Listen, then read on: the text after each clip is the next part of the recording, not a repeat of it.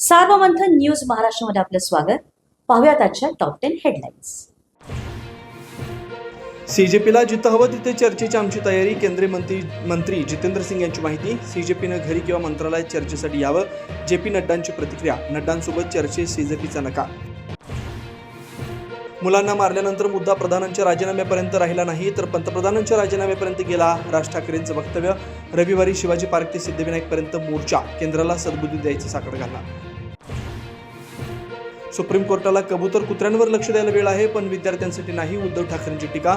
पोलिसांच्या वेशातील गुंड भाजपनं पाकिस्तानातून आणले का? ठाकरेंचा सवाल. पेपरफुटीतील दोषींना कठोर शिक्षेसाठी फास्ट ट्रॅक कोर्ट. पंतप्रधान मोदींची एक्सपोस्ट. युवकांच्या हिताशी तुम्ही सर्वाधिक खेळलात. विद्यार्थ्यांची माफी मागा. राहुल गांधींची पंतप्रधान मोदींवर टीका. राहुल गांधी चर्चेला घाबरतात. मुख्यमंत्री फडणवीसांचा हल्लाबोल. संसदेत येऊन चर्चा करण्याचं आवाहन.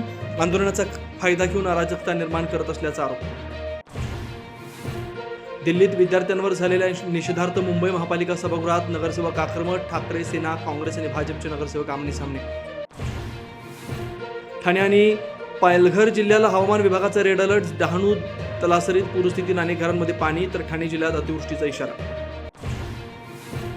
नाशिकमध्ये मुसळधार पावसामुळे गंगापूर दारणा धरणातून विसर्ग. दुतोंड्या मारुतीच्या मानेपर्यंत पाणी. सराफ बाजार, भांडी बाजार आणि इतर परिसरात पुराचं पाणी शिरण्याची शक्यता. गुजरातच्या वलसाडला पावसानं झोडपलं. उंबरगावात 24 तासात 904 मिलीमीटर पाऊस. जनजीवन विस्कळीत. आणि गुजरातच्या वलसाडमध्ये कोपरली परिसरात महाराष्ट्रातील 35 प्रवासी अडकले.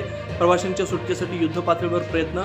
प्रवासी नाशिक, संभाजीनगर आणि जालना जिल्ह्यामध्ये असल्याची माहिती. सार्वमंथन न्यूज महाराष्ट्राला लाईक करा, शेअर करा, सबस्क्राईब करा.